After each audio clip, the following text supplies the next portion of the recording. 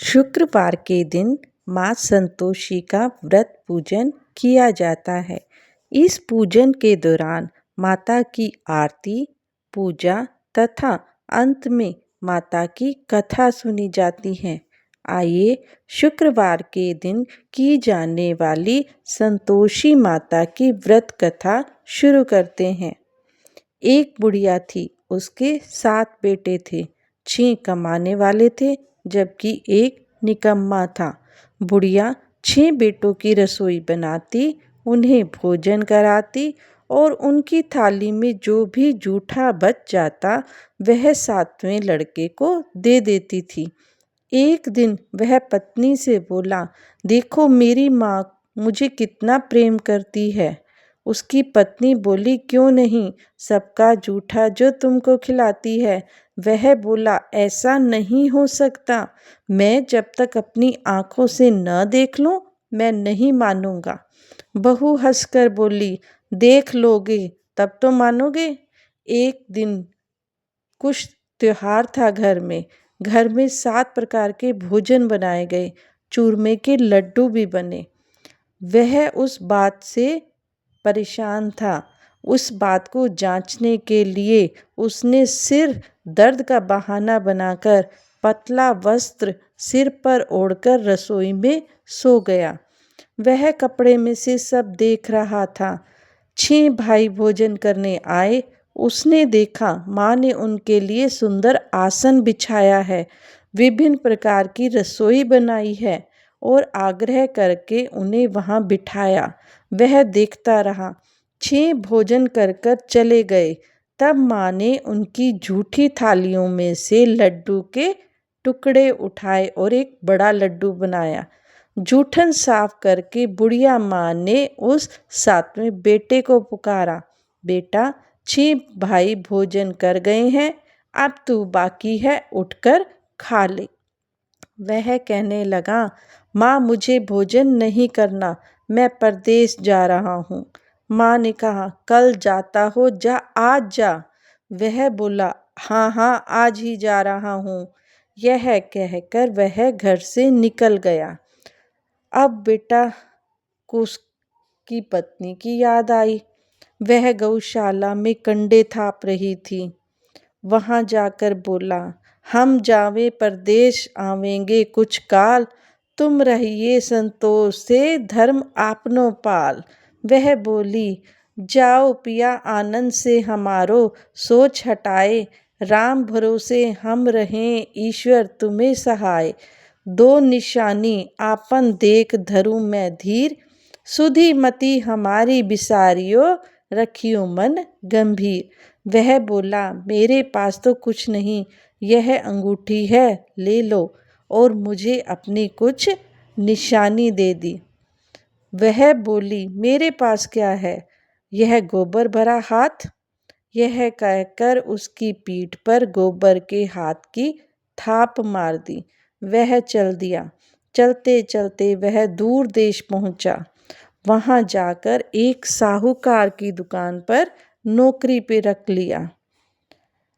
लड़के ने पूछा, तनख्वाह क्या दोगे? साहूकार बोला, काम देखूंगा तभी दाम दूंगा। साहूकार की नौकरी 7 बजे से लेकर रात को 10 बजे तक थी। कुछ दिनों में ही उसने दुकान का सारा लेन देन, हिसाब किताब, ग्राहकों को माल बेचना, सारा काम करने लगा। साहूकार के 7-8 नौकर थे। वे सब चक्कर खाने लगे क्योंकि यह बुढ़िया का 7वां बेटा बहुत होशियार हो गया। सेठ ने भी काम देखा और 3 महीने में ही उसे आधे मुनाफे का हिस्सेदार बना दिया। वह कुछ वर्ष में ही नामी सेठ बन गया और मालिक सारा कारोबार उस पर छोड़कर चला गया। इधर उसकी पत्नी को सास ससुर दुख देने लगे। सारी गृहस्थी का काम कराते, उसे लकड़ी लेने जंगल में भेजते। इस बीच घर के आटे से जो भूसी निकलती उसकी रोटी बनाकर रख देते और फूटे नारियल की नारोली में वो पानी पीती थी। एक दिन वह लकड़ी लेने जा रही थी। रास्ते में बहुत सारी स्त्रियां संतोषी माता का व्रत कर रही थी। वह वहां खड़ी होकर कथा सुनने लगी और पूछी, बहनों, तुम किस देवता का व्रत कर रही हो और इसको करने से क्या फल मिलता है? यदि तुम मुझे इस व्रत का विधान समझाओगी तो मैं तुम्हारा एहसान मानूंगी। तब उनमें से एक स्त्री बोली, सुनो, यह संतोषी माता का व्रत है। इसको करने से निर्धनता, दरिद्रता का नाश होता है और जो कुछ मन में कामना हो सब संतोषी माता की कृपा से पूरी होती है। तब उसने उससे व्रत की विधि पूछी। वह स्त्री बोली, सवा आने का गुड़ चना लेना, इच्छा हो तो 5.25 आने का लेना, यह 1.25 रुपये का भी सहूलियत के अनुसार लाना, बिना परेशानी और श्रद्धा व प्रेम से जितना भी बन पड़े सवाया लेना। प्रत्येक शुक्रवार को निराहार रहकर कथा सुनना, इसके बीच क्रम टूटे नहीं, लगातार नियम पालन करना। सुनने वाला कोई मिले न मिले तो घी का दीपक जलाकर उसके आगे या जल के पात्र को उसके सामने रखकर कथा कहना। जब कार्य सिद्ध न हो तो नियम का पालन करना और कार्य सिद्ध हो जाने पर व्रत का उद्यापन करना। 3 मास में माता फल पूरा करती है। यदि किसी के ग्रह खोटे भी हों तो भी माता वर्ष भर में कार्य सिद्ध कर देती है। फल सिद्ध होने पर उद्यापन करना चाहिए, बीच में नहीं। उद्यापन में 2.5 सेर आटे का खाजा तथा इसी परिमाण से खीर तथा चने का साग होना चाहिए। 8 लड़कों को भोजन कराना चाहिए। जहाँ तक मिले देवर, जेठ, भाई, बंधु के हों, न मिले तो रिश्तेदारों और पास पड़ोसियों को बुलाना, उन्हें भोजन करा, यथाशक्ति दक्षिणा देना तथा माता के नियम को पूरा करना।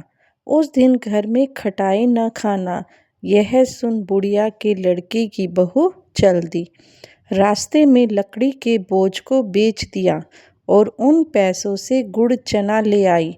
माता के व्रत की तैयारी करके आगे चली और सामने मंदिर देखकर पूछने लगी, यह मंदिर किसका है?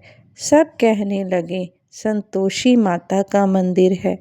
यह सुनकर माता के मंदिर में जाकर चरणों में लौटने लगी। दीन हूँ, विनती करने लगी, माँ, मैं निपट अज्ञानी हूँ, व्रत के कुछ भी नियम नहीं जानती, मैं दुखी हूँ। हे माता, जगत जननी, मेरा दुख दूर करो, मैं तेरी शरण में हूँ। माता को दया आई। एक शुक्रवार बीत गया कि दूसरे को उसका पति का पत्र आ गया और तीसरे शुक्रवार को उसका भेजा हुआ पैसा आ गया। यह देखकर उसके जेठ जेठानी मुंह सिकोड़ने लगे। लड़के ताने देने लगे, काकी के पास पत्र आने लगे हैं, रुपया आने लगा है, अब तो काकी की खातिर बढ़ेगी। बेचारी सरलता से कहती, भैया, कागज आवे, रुपया आवे, हम सब के लिए अच्छा है। ऐसा कहकर आँखों में आंसू भरकर संतोषी माता के मंदिर में आकर मातेश्वरी के चरणों में गिरकर रोने लगी। माँ, मैंने तुमसे पैसा कम मांगा है, मुझे पैसे से क्या काम है? मुझे तो अपने सुहाग से काम है। मैं तो अपने स्वामी के दर्शन मांगती हूँ। तब माता ने प्रसन्न होकर कहा, जा बेटी, तेरा स्वामी अवश्य आएगा। यह सुनकर खुशी से बावली होकर घर में जाकर काम करने लगी। अब संतोषी माँ विचार करने लगी, इस भोली पुत्री को मैंने कह तो दिया कि तेरा पति आएगा, लेकिन कैसे? वह तो इसे स्वप्न में भी याद नहीं करता। उसे याद दिलाने को मुझे ही जाना पड़ेगा। इस तरह माताजी उस बुढ़िया के बेटे के पास गई और स्वप्न में प्रकट होकर कहा, साहूकार के बेटे सो रहा है या जाग रहा है? वह कहने लगा, माता सोता भी नहीं जागता भी नहीं हूँ, कहो क्या आज्ञा है? माँ कहने लगी, तेरे घर बार कुछ है? वह बोला, मेरे पास सब कुछ है, माँ बाप है, बहू है, क्या कमी है? माँ बोली, भोले पुत्र, तेरी बहू घोर कष्ट उठा रही है, तेरे माँ बाप उसे परेशानी दे रहे हैं, वह तेरे लिए तरस रही है, तू उसकी सुध ले। वह बोला, हाँ माता जी, यह तो मालूम है, परंतु जाऊं तो कैसे? परदेश की बात है, लेन देन का कोई हिसाब नहीं, कोई जाने का रास्ता नहीं, कैसे जाऊं? माँ कहने लगी, मेरी बात मान, सवेरे नहा धोकर संतोषी माता का नाम ले, घी का दीपक जला, दंडवत कर दुकान पर जा बैठ। देखते देखते सारा लेन देन चुक जाएगा, जमा का माल बिक जाएगा, सांझ होते होते धन का भारी ढेर लग जाएगा। अब बूढ़े की बात मानकर वह नहा धोकर संतोषी माता का दंडवत घी का दीपक जलाकर बैठ गया। थोड़ी देर में देने वाले रुपया लाने लगे, लेने वाले हिसाब लेने लगे। कोठे में भरा सामान सारा बिक गया और नकद आ गई। शाम तक धन का भारी ढेर लग गया। मन में माता का नाम ले चमत्कार देखकर वह प्रसन्न होकर घर जाने के वास्ते गहना कपड़ा सामान खरीदने लगा। यहाँ काम से निपट तुरंत वह घर को रवाना हुआ। उधर उसकी पत्नी जंगल में लकड़ी लेने जाती है। लौटते वक्त संतोषी माता के मंदिर में विश्राम करती। वह तो उसके प्रतिदिन रुकने का जो स्थान ठहरा। धूल उड़ती देख वह माता से पूछती है, हे संतोषी माता, यह धूल कैसे उड़ रही है? माता ने कहा, हे पुत्री, तेरा पति आ रहा है। अब तू ऐसा कर, लकड़ियों के 3 बोझ बना ले, एक नदी के किनारे रख, दूसरा मेरे मंदिर पर, तीसरा अपने सिर पर। तेरे पति को लकड़ियों का गट्ठर देकर मोह पैदा होगा, वह यहाँ रुकेगा, नाश्ता पानी खाकर माँ से मिलने जाएगा। तब तू लकड़ियों का बोझ उठाकर जाना और चौक में गट्ठर डालकर जोर से आवाज़ लगाना, लो सासू जी, लकड़ियों का गट्ठर लो, भूसे की रोटी दो, नारियल के खोपड़े में पानी दो, आज मेहमान कौन आया है? माता जी से बहुत अच्छा कहकर वह प्रसन्न मन से लकड़ियों के 3 गट्ठर बनाए। एक नदी के किनारे रखा, दूसरा माता जी के मंदिर में। इतने में मुसाफिर आ पहुँचा। सूखी लकड़ी देख उसकी इच्छा उत्पन्न हुई कि हम यहीं पर विश्राम करेंगे और भोजन बनाकर खा पीकर गांव जाएंगे। इसी तरह रुककर भोजन बना, विश्राम करके गांव को गया, सबसे प्रेम से मिला। उसी समय सिर पर लकड़ी का गट्ठर रखकर वह उतावली सी आई। लकड़ियों का भारी बोझ आंगन में डालकर जोर से 3 आवाज़ लगाई, लो सासू जी, लकड़ियों का गट्ठर लो, भूसे की रोटी दो, आज कौन मेहमान आया है? यह सुनकर उसकी सास बाहर आकर अपने दिए हुए कष्टों को भुलाने के लिए कहती है, बहू ऐसा क्यों कह रही हो? तेरा मालिक ही तो आया है, आ बैठ, मीठा भात खा, भोजन कर, कपड़े गहने पहन। उसकी आवाज़ सुनकर उसका पति बाहर आया। अंगूठी देख व्याकुल हो जाता था। माँ से पूछता है, माँ ये कौन है? माँ बोली, बेटा ये तो तेरी बहू है।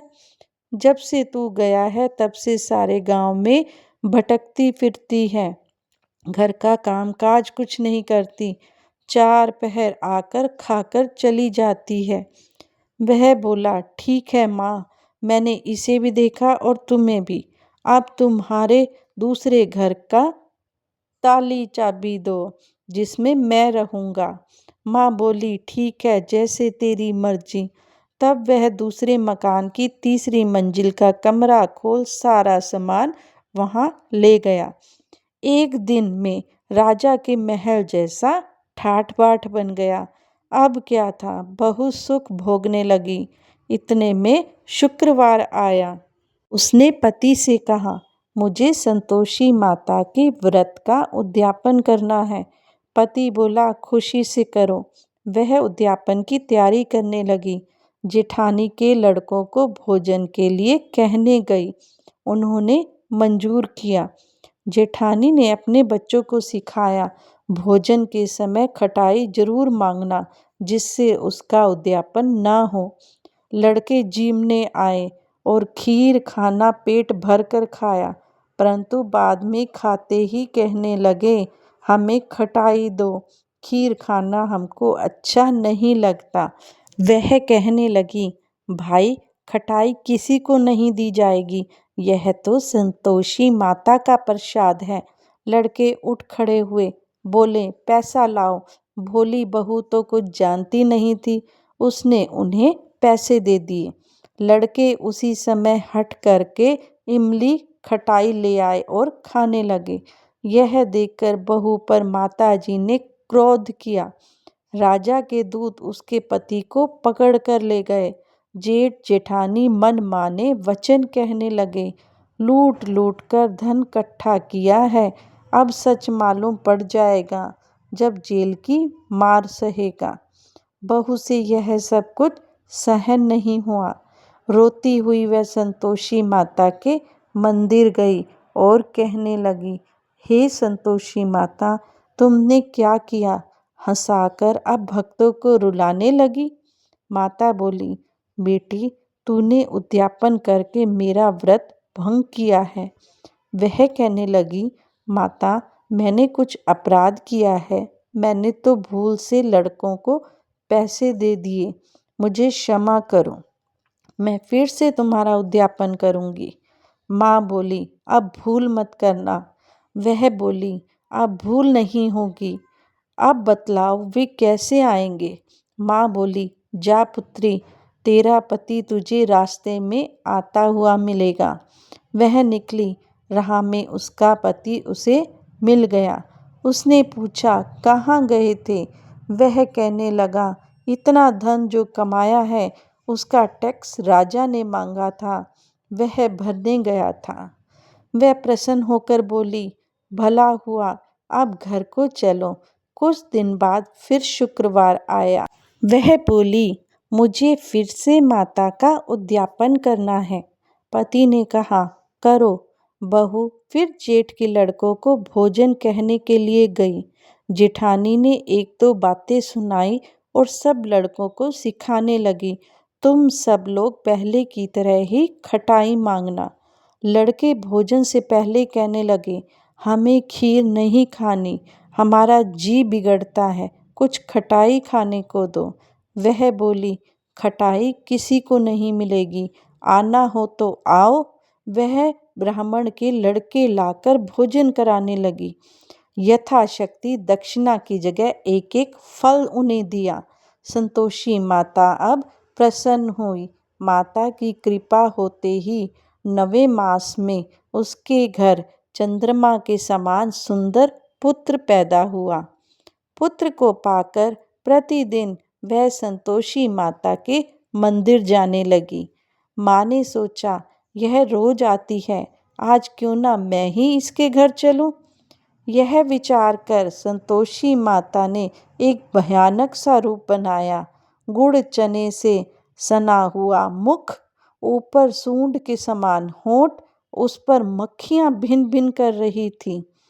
देहली पर पैर रखते ही उसकी सास चिल्लाई, देखो रे, कोई चुड़ैल आई है, डाकिन आई है, लड़कों इसे भगाओ, नहीं तो किसी को खा जाएगी।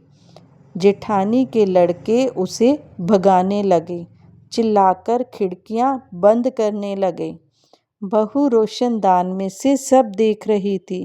प्रसन्नता से पगली होकर चिल्लाने लगी, आज मेरी माताजी मेरे घर आई हैं। इतने में उसकी सास का क्रोध फट पड़ा। वह बोली, क्या उतावली हुई है? बच्चे को भी साइड में रख दिया। इतने में माँ के प्रताप से लड़के ही लड़के नजर आने लगे। वह बोली,